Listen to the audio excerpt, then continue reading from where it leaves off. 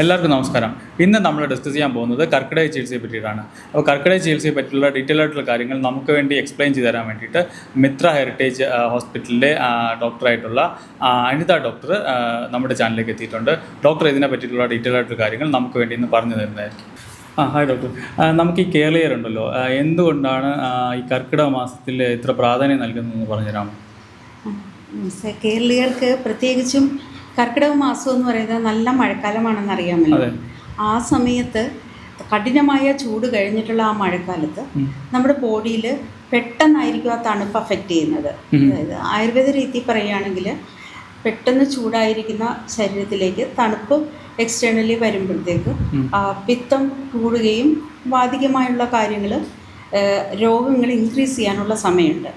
പിന്നെ ആ സമയം എന്ന് പറയുമ്പോൾ കൂടുതൽ ജോലിയൊന്നും ചെയ്യാൻ ആൾക്കാർക്ക് പുറത്തു പോകാനൊന്നും പറ്റില്ലാത്ത ഒരു സമയം ഉണ്ടായിരുന്നു. ആ മഴക്കാലം ആയതുകൊണ്ട് ആ സമയത്ത് ആൾക്കാർക്ക് റെസ്റ്റ് ചെയ്യാനും അവരുടെ ബോഡീനെ ഒരു വർഷത്തേക്ക് പ്രിപ്പയർ ചെയ്യാനുള്ള സമയം ഉണ്ടായിരുന്നു. അതായത് പഥ്യക്രമങ്ങളൊക്കെ പറഞ്ഞു കഴിഞ്ഞാൽ അത് കൃത്യമായി അവർ ചെയ്യും. അതുകൊണ്ടാണ് മോസ്റ്റ്ലി ഇവർ കർക്കിടകത്തിനെ പ്രിഫർ ചെയ്തുകൊണ്ടിരുന്നത്. പിന്നെ ആ സമയത്ത് ചെയ്യുമ്പോൾ ആ പഥ്യക്രമങ്ങളെല്ലാം കൃത്യമായി പാലിക്കുന്നതുകൊണ്ട് തന്നെ ആ ചെയ്യുന്ന ട്രീറ്റ്മെൻറ്റ് എഫക്റ്റീവായിരിക്കും. ഏതാണ്ട് ഒരു വർഷത്തോളം അതിൻ്റെ ഒരു ഗുണം കിട്ടുന്നതാണ്. ഡോക്ടർ, നമ്മൾ ഈ കർക്കിടക ചികിത്സ ചെയ്താലുള്ള പ്രധാന ഗുണങ്ങളെന്ന് പറഞ്ഞുതരാം. കർക്കിടക ചികിത്സ എന്ന് പറയുന്നത് ജനറലി ആയുർവേദ ചികിത്സയിലെ ഒരു ശുദ്ധീകരിക്കുന്നതായിട്ടുള്ള കാര്യങ്ങളാണ്. ബോഡി ഒന്ന് റീവാമ്പ് ചെയ്യുക എന്ന് പറയുന്ന ആ ഒരു ഇതാണ് ചെയ്യുന്നത്. നമ്മളൊരു വണ്ടിയാണെങ്കിൽ സർവീസ് ചെയ്യുക എന്നുള്ളത് ഒരു മസ്റ്റാണ്. അപ്പോൾ അതിനനുസരിച്ച് ചെയ്യുന്ന ഒരു രീതിയാണ് ചെയ്യുന്നത്. അതുകൊണ്ട് തന്നെ നമ്മുടെ ആ ഒരു പവർ ചെയ്യാനുള്ള അദ്ദേഹത്തിന് ശുദ്ധി വരും. പിന്നെ നമ്മുടെ ബോഡിയിലെ ഇമ്മ്യൂണിറ്റി വരും. പിന്നെ ഗട്ട് ഹെൽത്ത്, ഇപ്പോൾ എല്ലാവരും സംസാരിക്കുന്ന ഒരു കാര്യമാണ് ഗട്ട് ഹെൽത്തിനെ കുറിച്ച്. അതുകൊണ്ട് തന്നെ പല അസുഖങ്ങളും നമുക്ക് മാറും. ആ ഇമ്മ്യൂണിറ്റി ബൂസ്റ്റ് ചെയ്യുന്നത് കൊണ്ട് അസുഖങ്ങൾ പെട്ടെന്ന് വരാനുള്ള ഉള്ള അസുഖങ്ങൾ കുറയാനും നമ്മളെ ഹെൽപ്പ് ചെയ്യും. അതാണ് അതിൻ്റെ മെയിൻ ആയിട്ടൊരു കാര്യം എന്ന് പറയുന്നത്. ഡോക്ടർ, ഞാനിങ്ങനെ റോഡിൽ കൂടെ പോകുമ്പോൾ പല പോസ്റ്റേഴ്സും കണ്ടിട്ടുണ്ട്. ചില കർക്കിടക ചികിത്സ 3 ദിവസം ഉണ്ട്, 6 ദിവസം ഉണ്ട്, 9 ദിവസം, ഇങ്ങനെ പല രീതിയിലും അഡ്വർടൈസ്മെൻറ്റ് കണ്ടിട്ടുണ്ട്. നമുക്ക് നോർമലി എത്ര ദിവസമാണ് നമുക്ക് ഈ കർക്കിടക ചികിത്സ ചെയ്യേണ്ടത്, അതൊന്ന് പറഞ്ഞുതരാമോ? അതിനങ്ങനെ ഒരു പ്രത്യേകിച്ചൊരു നിഷ്കർഷയില്ല. കാരണം കർക്കിടക ചികിത്സ ഇത്ര ദിവസം ചെയ്യണമെന്ന് എങ്ങനെ എഴുതിയിട്ടില്ല. ഒരാൾ വരുമ്പോൾ ഒരു ഡോക്ടർക്ക് പറയാൻ പറ്റും, ഇപ്പോൾ വേറെ പ്രശ്നങ്ങളൊന്നുമില്ലാത്ത ഒരു ഹെൽത്തി ആയിട്ട് ഒരാളാണെന്നുണ്ടെങ്കിൽ നമുക്ക് അതിനനുസരിച്ച് 7 തൊട്ട് 21 ദിവസം വരെ സജസ്റ്റ് ചെയ്യാവുന്നതേ ഉള്ളൂ. പിന്നെ ഈ വരുന്ന ആൾക്ക് മുട്ടുവേദന, നടുവേദന, അങ്ങനെയുള്ള കംപ്ലയിൻറ്റ്സ് പറയുമ്പോഴത്തേക്ക് നമ്മൾ കുറച്ചുകൂടെ സീരിയസ് ആയിട്ടുള്ള ട്രീറ്റ്മെൻറ്റ്, അതായത് പഞ്ചകർമ്മ ചികിത്സകൾ പോലെയുള്ള കാര്യങ്ങൾ നമ്മൾ അഡ്വൈസ് ചെയ്തേണ്ടി വരും. അത് ആ ചികിത്സകളെല്ലാം തന്നെ ഈ ഇതിൻ്റെ കൂടെ അനുബന്ധമായിട്ട് ചെയ്യുന്നതാണ്. ഇതെല്ലാം നമ്മുടെ സെല്ലുലാർ ലെവലിൽ ആക്ട് ചെയ്യുന്നതാണ്. അത് ഒരു കുറേ നാളത്തേക്ക് ലാസ്റ്റ് ചെയ്യുന്നതാണ്. അതുകൊണ്ടാണ് ഇന്ന ദിവസം ഇത്ര ദിവസം എന്നൊന്നും പറയില്ല. ഒരു ആരോഗ്യമുള്ള ഒരാൾക്ക് 7 ദിവസം ദേഹത്ത് ഒരു ദിവസം ഒഴിച്ചിൽ നടത്തിയാൽ തന്നെ നല്ല വ്യത്യാസം വരുന്ന സ്ഥിതിക്ക് ഇത് ഈ ഒരു ടൈമിൽ കണ്ടിന്യൂസ് ആയിട്ട് ചെയ്യുമ്പോൾ നല്ല വ്യത്യാസം ഉണ്ടാവും. ഡോക്ടർ, നമ്മൾ ഈ കർക്കിടക ചികിത്സയിൽ ഏതൊക്കെ രീതിയിലുള്ള ചികിത്സാ രീതികളാണ് നമ്മൾ ചെയ്യുന്നതെന്ന് പറഞ്ഞുതരാമോ? കർക്കിടക ചികിത്സ എന്ന് പറയുമ്പോൾ എല്ലാവരും എണ്ണയിട്ട് തടവുന്ന അഭ്യംഗം തന്നെ ആയിരിക്കും വിചാരിക്കുന്നത്. പക്ഷേ അതിനേക്കാൾ ഉപരി ഇപ്പം എണ്ണയിട്ട് തടവാം, പൊടിയിട്ടുള്ള ഉദ്വർദ്ധനം എന്ന് പറയുന്ന ട്രീറ്റ്മെൻറ്റ് നമുക്ക് വെക്കാം. അതാ രോഗിയുടെ അവസ്ഥയും മീൻസ് ആ വരുന്ന ആളുടെ അവസ്ഥയും. ഇപ്പോൾ ഭയങ്കര വണ്ണമൊക്കെ ഉള്ള സ്ഥൂലനായിട്ടൊരാളാണെന്നുണ്ടെങ്കിൽ അത് ഉദ്വർദ്ധനത്തിലേക്ക് ചെയ്യണം, കുറച്ച് രൂക്ഷത വരുത്താൻ.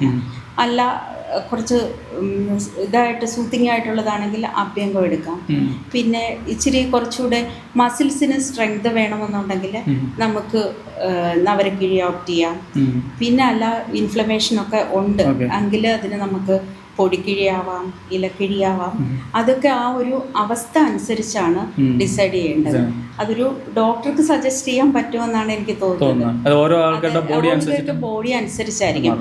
ഫസ്റ്റ് വരുമ്പോൾ ഒരു കൺസൾട്ടേഷൻ നടക്കുമ്പോൾ നമുക്ക് അസസ് ചെയ്യാൻ പറ്റും. ആ അസസ്മെൻ്റ് അനുസരിച്ചാണ് നമ്മൾ ഇത്ര ദിവസത്തേക്ക് നിങ്ങൾക്ക് ട്രീറ്റ്മെൻറ്റ് ചെയ്യാൻ പറ്റും എന്നുള്ള. ഇതിൻ്റെ ഇടയിൽ പഞ്ചകർമ്മ ട്രീറ്റ്മെൻറ്റ്സിനെ നമുക്ക് ഉൾക്കൊള്ളിക്കാൻ പറ്റും. വസ്ത്ര വിരോഗവമനം, കായ് ശരീരാകാശ്രശ്രുതി എന്നാണ് ഈ പഞ്ചകർമ്മ ചികിത്സകൾക്ക് പറയുന്നത്. അപ്പോൾ ആ പഞ്ചകർമ്മ ചികിത്സയിൽ നമുക്ക് എല്ലാം ആപ്ലിക്കബിൾ അല്ലെങ്കിൽ പോലും നമുക്ക് വിരേചനം ഈ പണ്ട് തൊട്ടേയുള്ള പ്രായമുള്ള ആൾക്കാർ, അതായത് ഞങ്ങളുടെതിന് മുമ്പുള്ള ഒരു കാലഘട്ടത്തിൽ എല്ലാവരും മാസത്തിലൊന്ന് ഇത്തിരി ആവണക്കെണ്ണയൊക്കെ കഴിക്കുന്ന ഒരു ശീലം ഉണ്ടായിരുന്നു.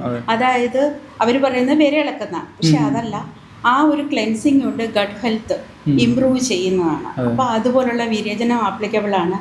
പിന്നെ ഈ നസ്യം തുടങ്ങിയുള്ള അത് നമുക്ക് ചെയ്യാവുന്നതാണ്. പിന്നെ വസ്തി എന്നൊക്കെ പറയുന്നത് കുറച്ചുകൂടെ സീരിയസ് ആയിട്ട് എടുക്കേണ്ട ട്രീറ്റ്മെൻറ്റാണ്. അത് ആവശ്യമുള്ളവർക്ക് മാത്രം ചെയ്യും. അങ്ങനെയാണ് സാധാരണ നമ്മൾ ഈ ഇതിനകത്ത് ഇൻക്ലൂഡ് ചെയ്യുന്നത്. ഡോക്ടർ, നമ്മൾ ഈ കർക്കിടക മാസത്തിൽ ഈ രോഗപ്രതിരോധത്തിനൊക്കെ വേണ്ടിയിട്ട് എന്തൊക്കെ കാര്യങ്ങളാണ് ചെയ്യേണ്ടത്? അത് ഞാൻ നേരത്തെ പറഞ്ഞതുപോലെ ഈ പഞ്ചകർമ്മ ചികിത്സകൾ എല്ലാം തന്നെ സെല്ലുലാർ ലെവലിൽ ആക്ട് ചെയ്യുന്ന സാധനങ്ങളാണ്. അപ്പോൾ ആ ഓരോ ട്രീറ്റ്മെൻറ്റ് ചെയ്യുക. അതായത് ശോധനം എന്ന് വെച്ചാൽ നമ്മുടെ ബോഡിയിൽ അക്യുമുലേറ്റ് ചെയ്തിരിക്കുന്ന ടോക്സിൻസിനെ നമുക്ക് റിമൂവ് ചെയ്യാം. ടോക്സിൻസ് റിമൂവ് ചെയ്ത് കഴിയുകയാണെങ്കിൽ അവിടെ നല്ല സാധനങ്ങൾ നമ്മൾ സപ്ലൈ ചെയ്യണം. അതിന് വേണ്ടിയിട്ട് സ്പെഷ്യലായിട്ടുള്ള ഫുഡ്, അതായത് ജീവിത ശൈലിക്ക് ഒരു മാറ്റം വരുത്തുകയാണെന്നുണ്ടെങ്കിൽ ആ ഓരോ സെൽസും റിജുവിനേറ്റഡ് ആവും. അപ്പോൾ ആ ഒരു ശൈലി പറയുക, നമ്മൾ അതിനുള്ള ഫുഡ് കൊടുക്കുക. അതായത് ഈ കർക്കിടക കഞ്ഞി എന്ന് കേട്ടിട്ടുണ്ട്. ആ ഈ കർക്കിടക കഞ്ഞി എന്ന് പറയുന്ന സാധനം ഇറ്റ്സ് എ കോമ്പിനേഷൻ ഓഫ് മെഡിസിൻസും ഫുഡും നമ്മളെല്ലാം കൂടെ ചേർന്നിട്ടുള്ള ഒരു ഇതാണ്.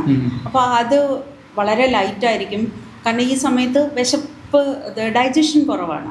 അപ്പോൾ നമ്മൾ എണ്ണയും വറുത്ത സാധനങ്ങളോ ബിരിയാണി പോലൊക്കെ ഉള്ള സാധനങ്ങൾ കഴിക്കുകയാണെന്നുണ്ടെങ്കിൽ അവിടെ ഇൻഡൈജഷൻ ഉണ്ടാവും, അതുകൊണ്ട് ഫീവർ ഉണ്ടാവും, അങ്ങനെ ഓരോരോ കാര്യങ്ങളുണ്ടാവും. സോ ഇതുപോലുള്ള ലൈറ്റ് ഫുഡും എലോങ് വിത്ത് ട്രീറ്റ്മെൻറ്റ്സ് ആകുമ്പോഴത്തേക്ക് ആ ആൾക്ക് കുറച്ചുകൂടെ പെട്ടെന്ന് സ്വാസ്ഥ്യം കിട്ടും. അവർക്ക് ആ ചികിത്സയിൽ കുറച്ചുകൂടെ എഫക്റ്റീവ്നെസ് കിട്ടും. ഈ കർക്കിടക കഞ്ഞി എങ്ങനെയാണ് പ്രിപ്പയർ ചെയ്യുന്നത്? അതിനെപ്പറ്റി ഒന്ന് പറഞ്ഞു. കർക്കിടക കഞ്ഞി പ്രിപ്പയർ ചെയ്യുന്നതെന്ന് വെച്ചാൽ മുമ്പുള്ള കാലത്ത് കുറച്ച് മരുന്ന് പൊടികളുണ്ട്. ഉലുവ, അങ്ങനെയൊക്കെയുള്ള ആശാളി ഉലുവ, ഇങ്ങനെയുള്ള സാധനങ്ങളൊക്കെ ഉണ്ട്. ഇപ്പം ഞങ്ങളുടെ ഹോസ്പിറ്റലിൽ ചെയ്യുന്നതാണെങ്കിൽ ബല കഷായത്തിലാണ് അത് ഞവരയാണ് കുക്ക് ചെയ്യണമെന്ന് പറയുന്നത്. ഇപ്പം ഇപ്പോഴത്തെ കാലത്ത് നവര കുറച്ചുകൂടെ തടി വെപ്പിക്കുന്നതോ അങ്ങനെയൊക്കെ ഉള്ളതായതുകൊണ്ട് നവരനെ ഒഴിവാക്കിയിട്ട് ഞങ്ങൾ മില്ലറ്റ്സ് യൂസ് ചെയ്യും. പിന്നെ സൂചി, ഗോതമ്പ് അങ്ങനെയുള്ളത് ഈ റൈസിന് പകരം, കാർബോഹൈഡ്രേറ്റിന് പകരമായിട്ട് അതെടുത്തിട്ട് മരുന്ന് പൊടികൾ ഈ കഷായത്തിൽ വന്നിട്ട് മരുന്ന് പൊടികളിൽ സീസൺ ചെയ്യും. അതിലൊരു കുറച്ച് ഗീയും കൂടെ ചേർത്തിട്ടാണ് പ്രിപ്പയർ ചെയ്യേണ്ടത്. അത് എന്ന് വെച്ചാൽ ഈ നെയ്യ് ഏത് ഇതിൻ്റെ കോമ്പിനേഷനിൽ വന്നാലും അതിലെ ആക്റ്റീവ് ഇൻഗ്രീഡിയൻസ് നമ്മുടെ ബ്രെയിനിൽ വരെ എത്തുന്നുണ്ട്. സോ ആ ടൈമിൽ ഈ സാധനങ്ങൾ ചേർത്ത കഞ്ഞിയൊക്കെ കഴിക്കുമ്പോൾ തന്നെ ആ ബോഡിക്ക് ആ മനസ്സിനും ശരീരത്തിനും ഒക്കെ തന്നെ ആ ഒരു ഫ്രഷ്നെസ് കിട്ടാൻ നല്ലതാണ്. അതുകൊണ്ടാണ്. പിന്നെ ഈ മരുന്നിന്റെ പേരുകളൊക്കെ ഇപ്പൊ പറഞ്ഞു കഴിഞ്ഞാൽ അത് നമുക്ക് പിക്ക് ചെയ്യാൻ പ്രയാസമായിരിക്കും. കർക്കിടക കഞ്ഞി എന്ന് പറയുന്നത് അതിൽ നവര റൈസ് ആയിരിക്കും. നവര യൂസ് ചെയ്യാം, നവര നല്ലതാണ്. ഇല്ലെങ്കിൽ ഇപ്പോഴത്തെ കാലത്തിന് അനുയോജ്യമായിട്ട് ഞങ്ങൾ മില്ലറ്റ്സ് യൂസ് ചെയ്യുന്നുണ്ട്. അത് വണ്ണമുള്ളവർക്കാണെങ്കിൽ ഫോക്ടൈൽ മില്ലറ്റ്, അങ്ങനെ ഓരോന്നും മാറ്റി മാറ്റി ചെയ്യാവുന്നതാണ്. അത് ഒരാളോട് ചോദിച്ചു കഴിഞ്ഞാൽ പറയാം നിങ്ങൾക്ക് മില്ലറ്റാണോ ഗോതമ്പാണോ ഏതാണ് നല്ലതെന്ന്. ഡയബറ്റിക് ആയിട്ടുള്ള പേഷ്യൻസും ഉണ്ടല്ലോ, ആ ടൈം അതിനനുസരിച്ച് നമുക്ക് വേരി ചെയ്യാവുന്ന.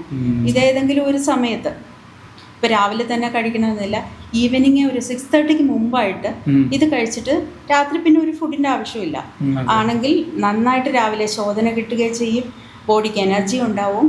അപ്പം എനിക്ക് തോന്നുന്നു ഈ ട്രീറ്റ്മെൻറ്റ് എടുക്കുന്നതിൻ്റെ കൂട്ടത്തിൽ ഇതുപോലെ ലൈറ്റ് ഫുഡാണെന്നുണ്ടെങ്കിൽ നല്ലൊരു ഫീല് കിട്ടും ആ പേഷ്യൻ്റ്.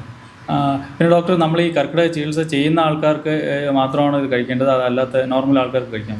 നോർമൽ ആൾക്കാർക്കും കഴിക്കാം, അല്ലാതെ ഇന്ന ആൾ കഴിക്കരുത് അങ്ങനെയൊന്നുമില്ല.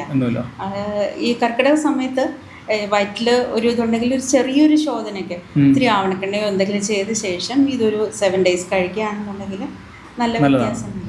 ഓക്കെ ഡോക്ടർ, നമ്മൾ ഈ എല്ലാ ആൾക്കാർക്കും നമുക്ക് ഈ കർക്കിടക ചികിത്സ ചെയ്യാമോ? അങ്ങനെ റെസ്ട്രിക്ഷൻസ് എന്തെങ്കിലും ഉണ്ടോ? അത് നമുക്ക് ജനറലായിട്ട് പറയുകയാണെങ്കിൽ ഗർഭിണിയായിട്ടിരിക്കുന്നവർക്ക് വേറെ ഒരു സാധനങ്ങൾ നമ്മൾ കൊടുക്കില്ല. അപ്പോൾ ഗർഭിണിക്ക് വേണമെങ്കിൽ വെറും കഞ്ഞിയായിട്ട് വേണമെങ്കിൽ കഴിക്കാം, ഇച്ചിരി നെയ്യൊക്കെ ഇട്ട് കഞ്ഞി കഴിക്കാം. അതും ഇപ്പം പെട്ടെന്ന് ഡെലിവറി ആയി പോകുന്നുള്ളവർക്ക് നമുക്ക് അങ്ങനെ കൊടുക്കാൻ പാടില്ല. അതിൻ്റെ ഓരോ ഇതുണ്ട്. അതില്ല. പിന്നെ ക്യാൻസർ പേഷ്യൻസ് അവർക്കും നമ്മൾ ഇതുണ്ട്. പിന്നെ ഹൃദ്രോഗം അതും തീവ്രമായ അവസ്ഥയിലുള്ളവർക്കൊക്കെ നമുക്ക് വേണ്ട. പിന്നെ തീരെ ചെറിയ കുട്ടികൾ അവർക്കതിൻ്റെ ആവശ്യമില്ല. കാരണം അവർക്ക് ഓരോ തവണയും സെൽസ് എല്ലാം പുതിയതായി വരികയാണ്. ഇച്ചിരി മെച്ചുറായിട്ടുള്ളവർക്ക് ഒരു 18-നും ഒരു 70-ക്കും ഒക്കെ ഇടയിലുള്ള ആൾക്കാർക്കാണെങ്കിൽ ഇത് വരും. പ്രത്യേകിച്ചും ഒരു 50+ ആണെങ്കിൽ ഓരോ സെൽസിനും റീജനറേഷൻ വരും, പ്രായം കുറയും. ട്രീറ്റ്മെൻ്റ് ഒക്കെ എടുത്തു കഴിഞ്ഞാൽ വളരെ നല്ലതാണ്. ഡോക്ടർ, നമ്മൾ ഈ ഒരു പ്രാവശ്യം കർക്കിടക ചികിത്സ എടുത്തിട്ട് പിന്നെ അത് കണ്ടിന്യൂസ് ആയിട്ട് നമ്മൾ ചെയ്യേണ്ട ആവശ്യമുണ്ടോ? നെക്സ്റ്റ് ഇയർ അത് കണ്ടിന്യൂസ് ആയിട്ട് ചെയ്യണോ? അങ്ങനെ എന്തെങ്കിലും നിർബന്ധം എന്തെങ്കിലും ഉണ്ടോ? അങ്ങനെ ചോദിച്ചു കഴിഞ്ഞാൽ ഇപ്പം കാറിന് പീരിയോഡിക്കൽ സർവീസ് ഇല്ലേ, അതുപോലെ നമ്മുടെ ദേഹവും വർക്ക് ചെയ്തുകൊണ്ടിരിക്കുകയാണ്. ഓരോ സെൽസിനും വെയർ ആൻഡ് ടയർ വരും. അതിനൊരു റെസ്റ്റ് കൊടുക്കുന്നത് എപ്പോഴും നല്ലതാണ്. റിജുവിനേഷൻ, ഓരോ സെല്ലും റിജുവിനേറ്റഡ് ആകുകയാണെങ്കിൽ നമ്മൾക്ക് ആ ഒരു ഹെൽത്ത് നമുക്ക് റിഫ്ലക്റ്റ് ചെയ്യാൻ പറ്റും. സോ എനിക്ക് തോന്നുന്നു ചെയ്യുന്നത് അഡ്വൈസബിൾ ആണ്. പ്രത്യേക സമയമില്ലെങ്കിൽ പോലും നമുക്ക് ഒരുപാട് കാര്യങ്ങൾ നമ്മൾ ചെയ്യുന്നുണ്ട്. നമുക്ക് വേണ്ടിയിട്ട് നമ്മൾ കുറച്ച് സമയം കണ്ടെത്തുന്നത് നല്ലതാണ്. കർക്കിടക ചികിത്സ കഴിഞ്ഞിട്ട് നമ്മൾ എന്തൊക്കെ ട്രീറ്റ്മെൻറ്റ്സ് അല്ലെങ്കിൽ പോസ്റ്റ് ട്രീറ്റ്മെൻ്റ് ആയിട്ട് എന്തൊക്കെ ചെയ്യേണ്ടത്? ഈ കർക്കിടക ചികിത്സയുടെ ആ സമയത്ത് നമ്മൾ മിതമായിട്ട് ഭക്ഷണമൊക്കെ കഴിച്ച് നമ്മുടെ ഗട്ട് ഹെൽത്തൊക്കെ ഇമ്പ്രൂവ് ചെയ്തിരിക്കുകയാണ്. പെട്ടെന്ന് എൻ്റെ ട്രീറ്റ്മെൻറ്റ് കഴിഞ്ഞ് എൻ്റെ റെസ്ട്രിക്ഷൻ കഴിഞ്ഞു എന്ന് പറഞ്ഞ് ഹെവി സാധനങ്ങൾ ചെന്നാൽ നോൺ വെജ് എന്നല്ല, സൂപ്പ് നോൺ വെജ് വേണമെങ്കിലും നമുക്ക് ചികിത്സ സമയത്ത് കഴിച്ചെന്ന് പറഞ്ഞാൽ കുഴപ്പമില്ല. പക്ഷെങ്കിൽ ഇത് കഴിഞ്ഞ ഉടനെ ഹെവി മീല് പോയി ഒരു ഫുൾ ഇങ്ങനത്തെ കുഴിമന്തി പോലത്തെ സാധനങ്ങളൊക്കെ കഴിച്ചാൽ എന്താ സംഭവിക്കാന്ന് ചോദിച്ചാൽ അത് ഇൻഡൈജഷൻ എന്തായാലും ഉണ്ടാകും. ഈ ചെയ്തതിൻ്റെ എല്ലാം മാറിയിട്ട് വയറിന് ആ ഗട്ടിന് മനസ്സിലാവുന്നില്ല അത് എങ്ങനെ ഡൈജസ്റ്റ് ചെയ്യും എങ്ങനെയാണെന്നുള്ളത്. സോ ലഘുഭക്ഷണം, മിതമായ വ്യായാമം, പിന്നെ ഈ സമയത്ത് തണുപ്പുണ്ടല്ലോ, അപ്പോൾ ചൂടുവെള്ളത്തിലുള്ള ഒരു കുളി, പിന്നെ വ്യക്തി ശുചിത്വം അത് ഇമ്പോർട്ടൻ്റ് ആണ്. എപ്പോഴും നമ്മൾ വൃത്തിയായിരിക്കുക, ഹൈജീൻ അത് നമ്മൾ കീപ്പ് ചെയ്യണം. പിന്നെ ഒരുപാട് എക്സ്പോഷർ, ഈ ആശുപത്രി വിസിറ്റുകൾ അതുപോലുള്ളതൊക്കെ പോയി കഴിഞ്ഞാൽ നമ്മൾ വളരെ വൾണറബിൾ ആയിട്ടുള്ളൊരു സ്റ്റേജിലാണ്. പെട്ടെന്ന് അസുഖങ്ങളും ക്യാച്ച് ചെയ്യും. അപ്പോൾ അതൊന്നും ഒഴിവാക്കാനായിട്ട് എത്ര ദിവസം കഴിഞ്ഞോ അത്ര തന്നെ ദിവസം നമ്മളൊന്ന് കെയർ ചെയ്തിട്ട് ഗ്രാജുവലി ഓരോ മീല് നമുക്ക് ആഡ് ചെയ്ത് പോവുകയാണെങ്കിൽ കുറച്ചുകൂടെ നല്ലതായിരിക്കും. കോമൺ ആൾക്കാർക്ക് ഒരു ചില ഡൗട്ട് ഉണ്ടാവും, നമ്മൾ ഈ കർക്കിടകം എന്ന് വെച്ചാൽ ഒരു സുഖചികിത്സ പോലെ ഒരു പ്രീമിയം ആൾക്കാർക്ക് വേണ്ടിയിട്ടുള്ളതാണ്, അങ്ങനെ എന്തെങ്കിലും ഉണ്ടോ? തീർച്ചയായും അല്ല. കർക്കിടക ചികിത്സ ഒരിക്കലും ഒരു സുഖചികിത്സയല്ല. അത് നമ്മൾക്ക് റിജുവിനേഷൻ ആൻഡ് ക്യൂറേറ്റീവ്, നമ്മൾക്ക് ഉണ്ടാകുന്ന ഓരോ പ്രശ്നങ്ങളെ സോൾവ് ചെയ്യാൻ വേണ്ടിയിട്ടാണ്. അതല്ലാതെ ഒരു എന്താ പറയുക, ഒരു ഫെയിമിന് വേണ്ടിയിട്ട് ഞാൻ കർക്കിടക ചികിത്സ എടുക്കും അങ്ങനെ എടുക്കുകയല്ല ചെയ്യുന്നത്. ഓരോ നമ്മൾക്ക് സെല്ലുലാർ ലെവലിൽ ആക്ട് ചെയ്യുന്നത് കൊണ്ട് അത് നെക്സ്റ്റ് വരുന്ന സെൽസിന്, പുതിയ സെൽസിന് നല്ല ഇമ്പ്രൂവ്മെൻറ്റ് കിട്ടാൻ വേണ്ടിയിട്ട് ആ രീതിയിൽ ചെയ്യുന്നതാണ്. ഒരിക്കലും അതൊരു സുഖചികിത്സയായിട്ട് കണക്കാക്കേണ്ടതില്ല. അതൊരു ചികിത്സാ രീതി തന്നെയാണ്. അത് കർക്കിടക മാസത്തിൽ ചെയ്യുന്നത് കൊണ്ടാണ് കർക്കിടക ചികിത്സ എന്ന് പറയുന്നത്. അതാ ഏറ്റവും, ഞാൻ പറഞ്ഞില്ല, ആ പീരീഡ് ഏറ്റവും വൾണറബിൾ ആയിട്ടുള്ളതാണ്, ഏറ്റവും എഫക്റ്റീവ് ആയിട്ടുള്ള മന്തായതുകൊണ്ടാണ് നമ്മൾ അങ്ങനെ പറയുന്നത്. ഇതെല്ലാം ആയുർവേദ ചികിത്സാ രീതികൾ തന്നെയാണ്. അത് ഇന്ന സമയത്ത് തന്നെ ചെയ്യണമെന്നൊന്നുമില്ല. നമ്മൾക്ക് പറ്റുന്ന സമയത്താണ് എങ്കിൽ ആ സമയം, തീരെ ചൂട് കൂടിയ സമയത്ത് ചെയ്യുകയാണെങ്കിൽ ചില ട്രീറ്റ്മെൻറ്റ്സ് നമുക്ക് ചെയ്യാൻ പറ്റില്ല. അതുപോലെ അങ്ങനെ ഓരോ വേരി ചെയ്യുമല്ലോ. അപ്പോൾ ചൂട് അധികരിച്ചുണ്ടാകുന്ന പ്രശ്നങ്ങളുണ്ടാവും. അതുകൊണ്ടാണ് ഈ ഒരു പീരീഡിന് വരുന്നത്. അതിൽ ഉപയോഗിക്കുന്ന ചികിത്സാ രീതികളെല്ലാം തന്നെ ക്യൂറേറ്റീവ് ആയിട്ടുള്ളതാണ്. ഈ കർക്കിടക ചികിത്സ ചെയ്യുമ്പോൾ നമ്മുടെ ബോഡിയിലുള്ള ഇൻഫ്ലമേഷൻസ് എല്ലാം മാറിയിട്ട് അത് ബോഡീനെ പൂർവ്വസ്ഥിതിയിലാക്കും. പ്രത്യേകിച്ച് ജോയിൻറ്റ് പെയിൻ അങ്ങനെയുള്ള കാര്യങ്ങൾക്കെല്ലാം നല്ല വ്യത്യാസമുണ്ടാകും. അതാണ് ഒരു സയൻറ്റിഫിക് അപ്രോച്ചായിട്ട് ഞങ്ങൾ പറയുന്നത്. ഓക്കെ.